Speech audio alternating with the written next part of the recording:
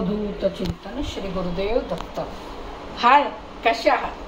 चला, आज ना मी तुम्हाला मस्तपैकी खुसखुशीत अशा करंज्या करून दाखवणार आहे। त्याला आपल्याला काय साहित्य लागते आपण आधी बघूया।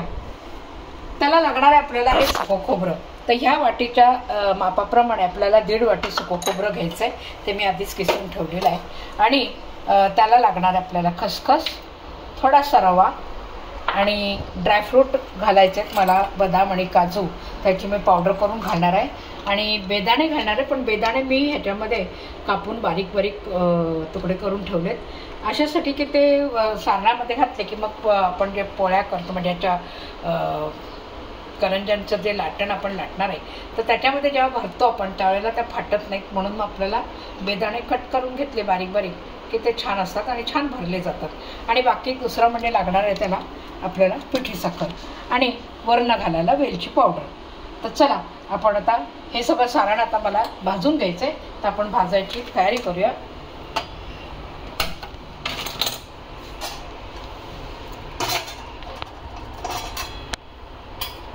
तर पहिल्यांदा मी रवा भाजून घेते, कारण रवा भाजायला आपल्याला थोडा वेळ लागतो जास्त, आणि मंद आचेवरती बारीक अगदी असं आच ठेवून भाजायचं आहे। मोठी करायची नाही आच, कारण आपल्याला रवा असा मस्त बारीक ह्याच्यात भाजला ना की तो छान भाजला जाईल।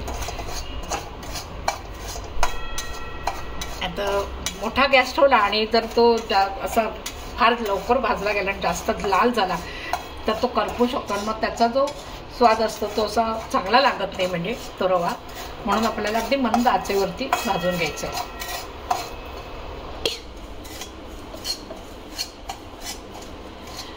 रवा थोडा मला कमी वाटतोय, मी जरा अजून ह्याच्यात थोडा रवा घालून घेते।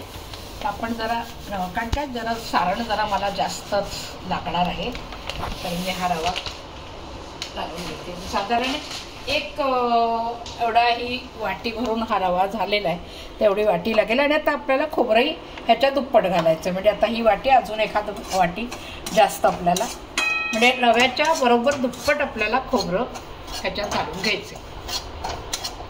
आता हा रवा मी छान असा वास आला पाहिजे त्याला, भाजलेला असा छान वास सुटतो रवा भाजल्यावर, तिथपर्यंत आपल्याला तो रवा चांगला भाजून घ्यायचा आहे। चला, हा रवा बघा इतपत आता आपला भाजलेला आहे, छानपैकी वास यायला लागला रव्याला, छान भाजकासा सुंदर वास येतो।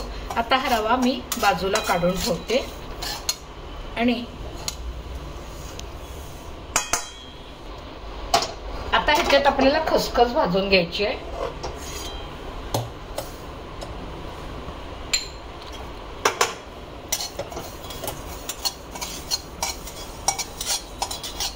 खसखस सुद्धा माझा रवा जरा मी जास्त घातला, त्यामुळे मला वाटते खसखस थोडी जरा जास्तच लागेल आपल्याला, तर मी थोडीशी खसखस अजून वाढवते याच्यात।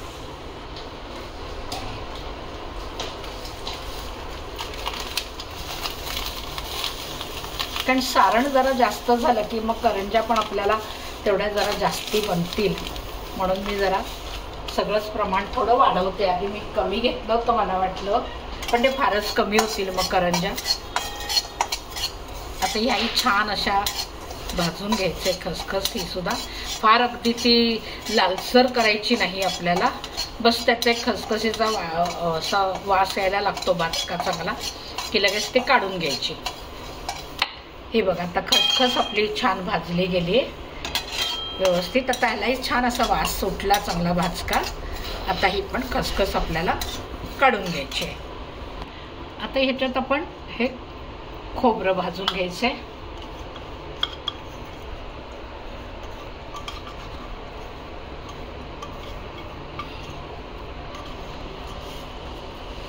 तर मगाशी मी म्हटलं तसं 2 वाट्या आपल्याला लागणार आहे खोबरं, तर मग बरोबर मी आता 2 वाट्या ह्याच्यात काढून घेते।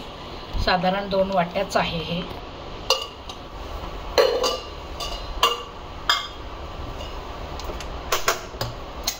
तर हेही खोबरं आता छानपैकी आपल्याला थोडंसं भाजून घ्यायचं आहे। फार अगदी लाल अगदी भडक असं करायचं नाही, जाळायचं नाही, आणि मंद आचेवरती भाजलं की छान भाजलं जातं। असं त्या खोबऱ्याला असा कुरकुरीतपणा आला पाहिजे इतपत ते भाजायचे।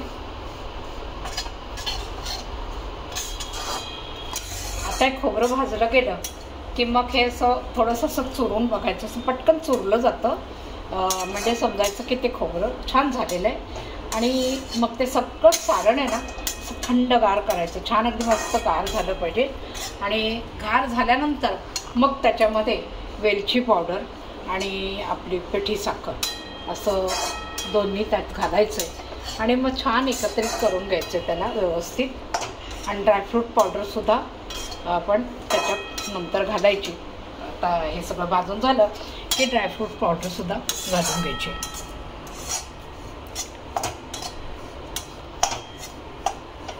साधारण खोबरं आहे ना भाजून झाल्यानंतर हाताने चोरडता येईल असं इतकं भाजलं की झाल्याला काय मिक्सरमध्ये वाटायला लागत नाही खोबऱ्याला. आणि तसं करायचंच नाही, कारण नाही तर मग अगदीच बारीक बारीक अगदी होऊन जातं. हातानेच चोरडून घ्यायचं म्हणजे मग ते सारण अगदी आपल्या जेव्हा आपण करंजी खातो त्यावेळेला फार छान लागतं. जर तोंडात ते ज्या वेळेला येतं ते सारण खाताना, आणि ती करंजी खायला अतिशय उत्कृष्ट अशी लागते, छान लागते. हा बघा आता आपला हे खोबरं आहे हे छान असं आता भाजत आलेला, पण वास सुटलाय चांगला खोबऱ्याला भाजल्याचा. साधारण इतपत आता भाजून घ्यायचं आपल्याला. आणि आता हा गॅस आपण बंद करायचा आहे, कारण कढई तर तापलेली आहे, तर त्याच्यामध्ये आपलं हे व्यवस्थित खोबरं भाजलं जाईल अजून. त्यामुळे मी लवकर कढई आता हे करून टाकलं, गॅस बंद करून टाकलं आहे. आणि हे तर सारण आहे हे सगळं आता आपण ह्याच्यामध्ये मिक्स करायचं. म्हणजे हे सुद्धा रवासुद्धा आणि ती खसखस आहे ही पण ह्याच्यामध्ये, कढई गरम आहे म्हटल्यावरती ती व्यवस्थित सगळं छान आता भाजलं जाईल.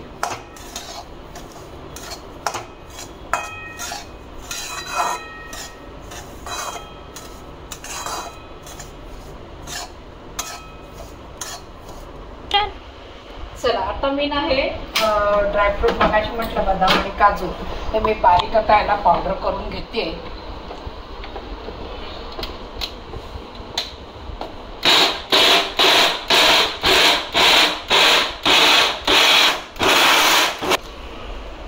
चला आता आपला हा ड्रायफ्रूट ही पावडर झालेली आहे, तर मी आता ही काढते. त्यातली ड्रायफ्रूट पावडर आपल्याला साधारण एक 4-5 चमचे आपल्याला, म्हणजे एक वाटी, छोटीशी वाटीभर होईल इतपत आपल्याला घालून घ्यायचं आहे. ते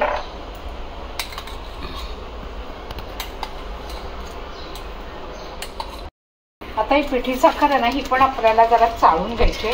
पिठी साखर आहे जशी जशी लागेल तसं घालून घ्यायची, फार घालायची नाही. थोडंशी आपण चाखून बघितली तरी काही हरकत नाही कितपत गोड झाली आहे ती. चला आता हे आपल्याला पिठी साखर घातली, थोडंसं पण असं चाखून बघायचं, सगळं व्यवस्थित कालवून घ्यायचं आधी आणि मग चाखून बघायचं आपल्याला कितपत आपल्याला गोड हवं आहे.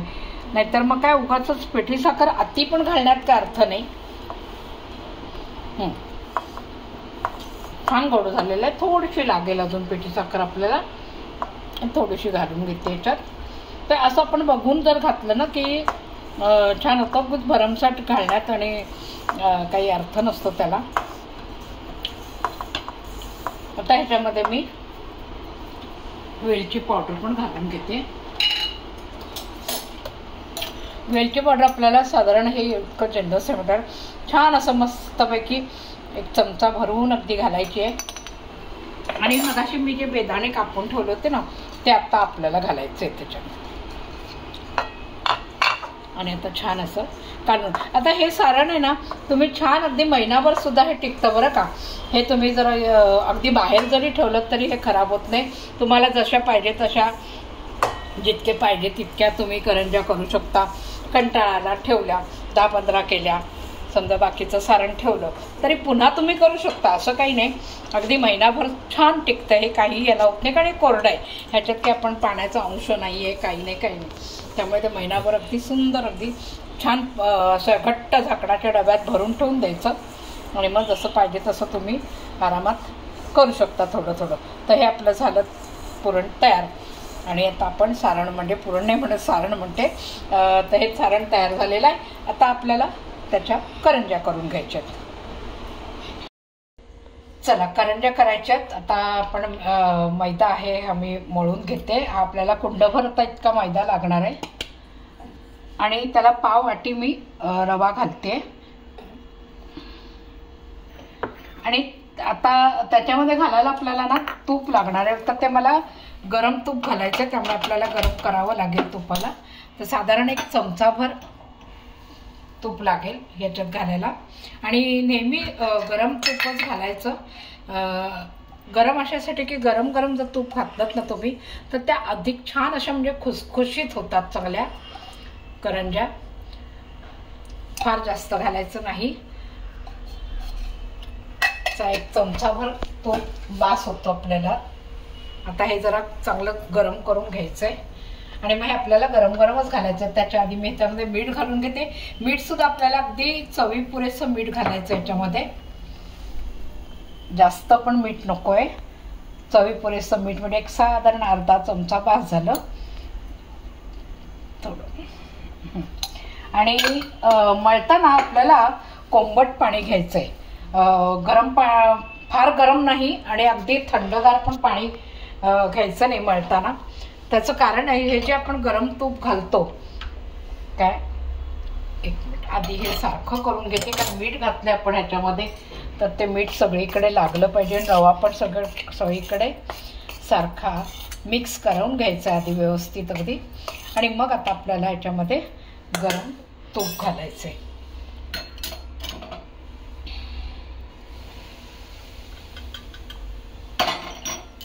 आणि लगेच हात घालायचं नाही, कारण गरम तुपात चटका बसेल. नीट सगळं छान सारखं करून घ्यायचं त्याला.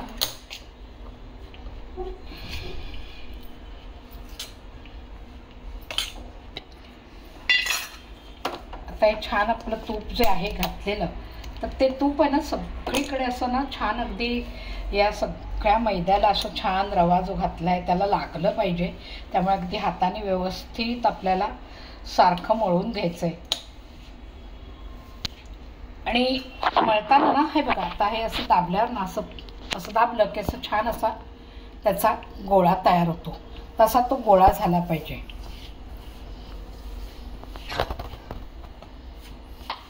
तर बघा आता हे आपलं सगळं छान सारखं झालेलं आहे. हा असा मस्त आपण दाबला की गोळा तयार होतो.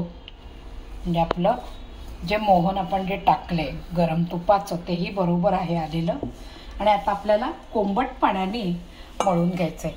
कोंबट पाणी अशासाठी की हे जे आपण मोहन टाकतो तूप टाकतो की मग त्याच्यामध्ये ना आपण गार पाणी घातलं की ते लगेच ना असं थिजून जातं तूप, म्हणजे असं मोकळं राहत नाही. हे बघा हे तर आपल्याला छान असं मळून घ्यायचं आहे.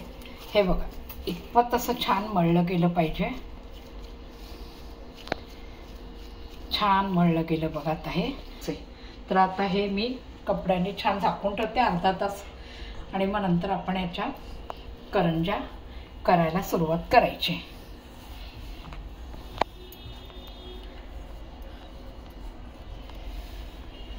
चला आता आपलं ना हे अर्धा तास झालेलं आहे. कणिक आपण ही भिजवलेली. आता त्याला पुन्हा जरा थोडंसं छान असं मळून घ्यायचंय.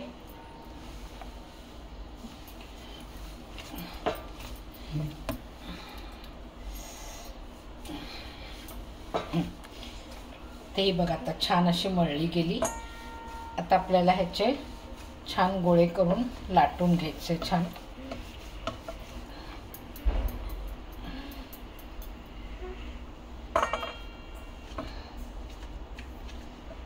आणि बाकीचा गोळा असा झाकून ठेवायचा, थोडा थोडा घ्यायचा आणि लाटायचे.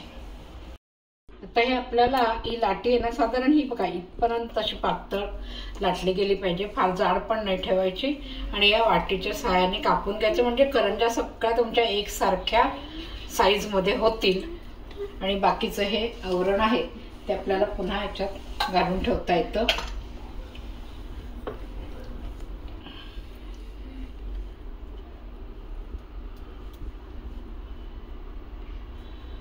आता ह्याला आपण थोडंसं मधोमध पाणी लावून घ्यायचं, म्हणजे आपण जे ह्याच्यात सारण घालणार आहे ते सगळीकडे पसरत नाही मग. आणि साधारण इथे असं हे थोडंसं हाताचं हे करून घालून घ्यायचं आणि सगळीकडनं असं मधोमध व्यवस्थित आणायचं. ते साईडला गेलं ना तर मग आपलं पारी ती आपली चिकटणार नाही एकमेकांना, म्हणून आपल्याला मधोमध आणायचं आहे सारण सगळं. आणि मग असं कडेनी संपूर्ण गोलाकार असं छानपैकी पाणी लावून घ्यायचं, म्हणजे मग ही सगळी पारी छान आपली एकमेकाला व्यवस्थित चिकटते. आणि हे अलगद असं छान उचलून इकडनं पण उचलायचं, इकडनं पण उचलायचं आणि ह्या अशा पद्धतीने एकमेकांना ही पारी चिकटवून घ्यायची.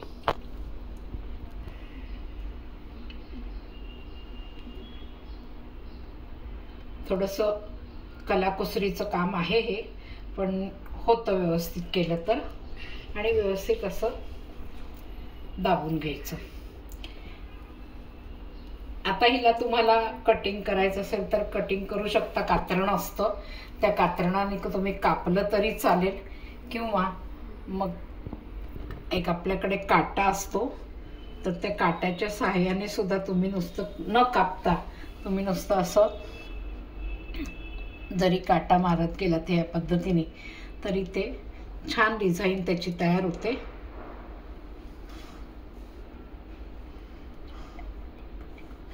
फक्त हे काट्याने जेव्हा तुम्ही कराल तर त्यावेळेला हे दोन्ही बाजूनी झालं पाहिजे, कारण दोन्हीकडे ती डिझाईन आपल्याला दिसायला हवी, म्हणून मग दोन्हीकडे काट्याने असं छानपैकी दाबून घ्यायचं. फार जोरात पण दाबायचं नाही, म्हणजे त्याला असं छिद्र पडलं नाही पाहिजे पूर्ण, नाही तर बाहेर येईल सगळीकडनं. तर ही अशा पद्धतीने आपली छान डिझाईन तयार होते. अशी दोन्हीकडनं हे करायची आणि मग हे ठेवायचं याच्यामध्ये. आणि याच्यावरही आपण थोडंसं कपड्यांनी झाकून ठेवायची, दिसते ही करंजी.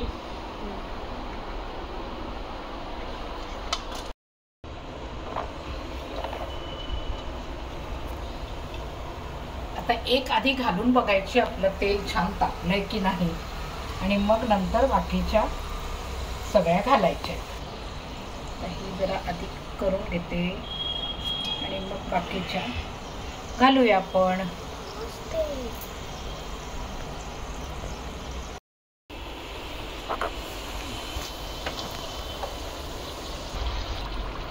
अशा छान हलक्या हाताने तळून घ्यायच्या त्या.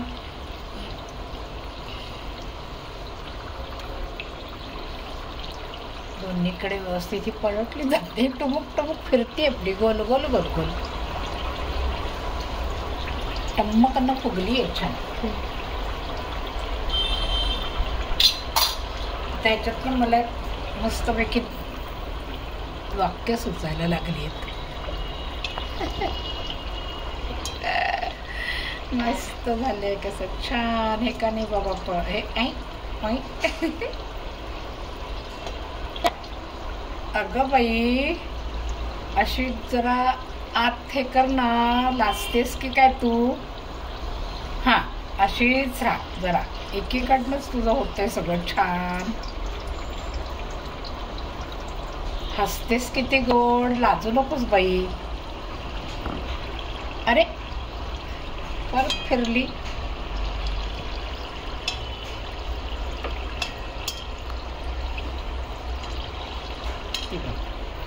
तिला अशी पडायचीच नाही हो.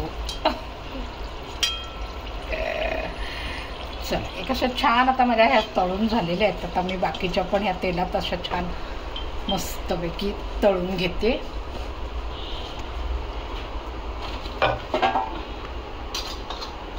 हे आता बाकीच्या पण सोडून घ्यायच्या तेलात. आपल्या आता करंजा रेडी झालेल्या आहेत. आता ह्या करंजा करताना ना कशा झाल्यात बघा, सुंदर. आणि ह्या करंजा करताना मला परत 2 वाक्य सुचलीत, ते मी आपल्याला म्हणून दाखवते. इटुकली पिटुकली करंजी खुदकन हसली, तेलात बुडताच टमकन फुगली. बघा या कशा फुगल्यात बघा. आणि तुम्ही पण करून बघा हा माझी रेसिपी माझ्या पद्धतीने. आणि माझ्या या व्हिडिओला, माझ्या चॅनलला लाईक करा, शेअर करा, सबस्क्राईब करा. आणि बघा आता ही कशी झालेली आहे, मी तुम्हाला मोडूनही दाखवते. कशी खुसखुशीत अशी झालेली आहे ही. तर ही अशी होते बघा. आणि मला कमेंट्स बॉक्समध्ये कमेंट्स करा, काय तुम्ही कसे केलेत, काय नाही, तुम्हाला आवडल्या का, तुमची माझी बनवलेली रेसिपी तुम्ही केलीत का, तर मला जरूर कळवा. मी तुमच्या कमेंट्सची नक्कीच वाट बघते आणि पुढच्या व्हिडिओला आपण भेटूया. चला, बाय, नमस्कार.